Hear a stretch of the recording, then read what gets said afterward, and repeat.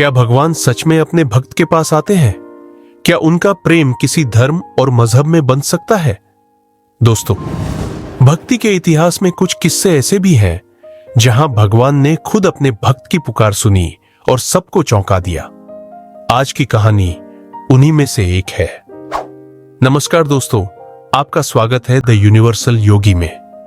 आज the universal योगी में हम आपको सुनाने जा रहे हैं एक ऐसी कथा जो आपको विश्वास दिला देगी कि भक्ति सच्ची हो तो भगवान खुद अपने भक्त तक पहुंचने के लिए रास्ता ढूंढ लेते हैं। आइए कहानी की शुरुआत करते हैं। करौली में ठाकुर जी के एक अद्भुत भक्त हुए, काले खां।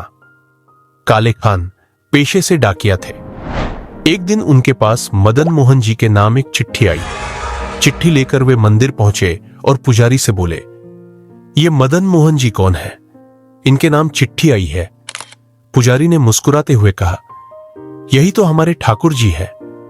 काले खां ने चिट्ठी दी और जैसे ही उनकी नजर ठाकुर जी की मूर्ति पर पड़ी, वे भीतर से हिल गए। बस एक झलक ही उनके दिल को छू गई। उन्हें बेचैनी होने लगी। अब तो वे बार बार चिट्ठियां बनाने लगे ताकि मंदिर आकर ठाकुर जी को देख सके, मगर मंदिर में वे प्रवेश नहीं कर सकते थे क्योंकि वे दूसरे मजहब से थे। इसलिए बाहर से ही चिट्ठी देते और चोरी छिपे ठाकुर जी के दर्शन करने की कोशिश करते। धीरे धीरे उनका प्रेम इतना गहरा हो गया कि एक दिन उन्होंने ठान लिया, हे ठाकुर जी, जब तक आप खुद मेरे पास नहीं आओगे मैं अन्न का एक दाना भी नहीं खाऊंगा। काले खां ने व्रत रखा। दिन बीतते गए। पहला दिन, दूसरा दिन, तीसरा दिन वे भूखे प्यासे विरह में बैठे रहे। तभी एक रात चमत्कार हुआ। एक सुंदर बालक, घुंघराले बाल, बड़ी आंखें, पीतांबर और सिर पर मोरपंख लगाए, खीर से भरा पात्र लेकर उनके सामने प्रकट हुआ।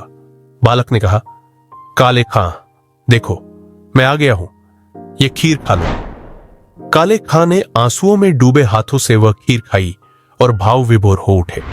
सुबह जब मंदिर में देखा गया तो वही पात्र वहां से गायब था। लोग चौंक उठे और संदेह काले खान पर गया। गांव वाले गुस्से में दौड़े, लेकिन जब उन्होंने सच्चाई बताई कि ठाकुर जी स्वयं खीर लेकर आए थे तो सबको विश्वास हो गया कि ये तो भगवान की लीला है।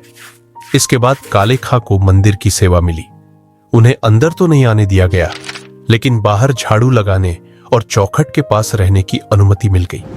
वे दिन रात ठाकुर जी के भजन गाते और दर्शन की एक झलक पा लेते तो धन्य हो जाते। समाज में उन्हें ताने सुनने को मिलते, तू काफिर हो गया है, मंदिर जाता है इसलिए तुझे संतान नहीं हो रही। पत्नी भी बार बार यही उलाहने देती। तब काले खां ठाकुर जी से प्रार्थना करते, प्रभु, लोगों के ताने बंद करने के लिए मुझे संतान दो। कुछ समय बाद उनके घर एक बेटा हुआ। काले खां को विश्वास था कि यह ठाकुर जी का ही आशीर्वाद है। वह बच्चा बड़ा हुआ, लेकिन एक दिन उसे सांप ने काट लिया।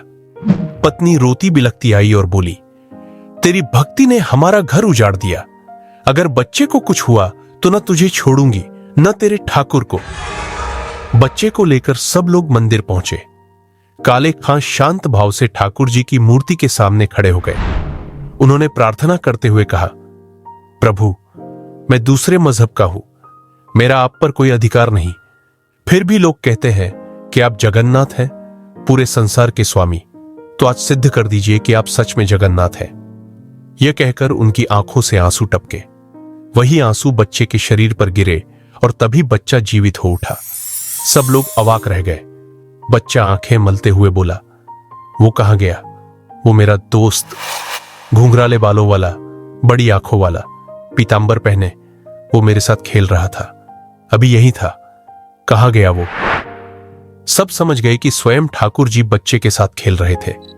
उस दिन से आज तक करौली में जब ठाकुर जी की आरती होती है तो उनके प्रिय भक्त काले खां का नाम जरूर लिया जाता है। तो दोस्तों, आपने देखा, भगवान का प्रेम किसी मजहब, किसी धर्म की दीवारों में कैद नहीं होता।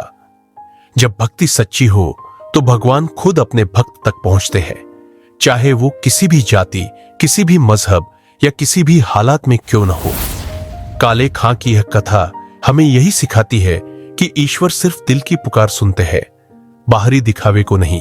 और जब इंसान का विश्वास अटल होता है तो भगवान भी अपने भक्त की लाज रखने जरूर आते हैं। दोस्तों, इस अद्भुत कथा से हमें यही प्रेरणा मिलती है कि अगर हम सच्चे दिल से याद करें तो प्रभु कभी दूर नहीं रहते। वो हमारे पास है, हमारे दोस्त, हमारे रक्षक बनकर। आपको ये कथा कैसी लगी हमें कमेंट करके जरूर बताइए। और अगर आपको ऐसी ही दिव्य और प्रेरणादायक कथाएं सुनना पसंद है तो चैनल को सब्सक्राइब करना ना भूलें। साथ ही वीडियो को लाइक और शेयर भी करें। फिर मिलेंगे द यूनिवर्सल योगी पर एक और नई आध्यात्मिक यात्रा के साथ। तब तक याद रखिए, सच्चे प्रेम और भक्ति से बढ़कर कोई साधना नहीं। धन्यवाद।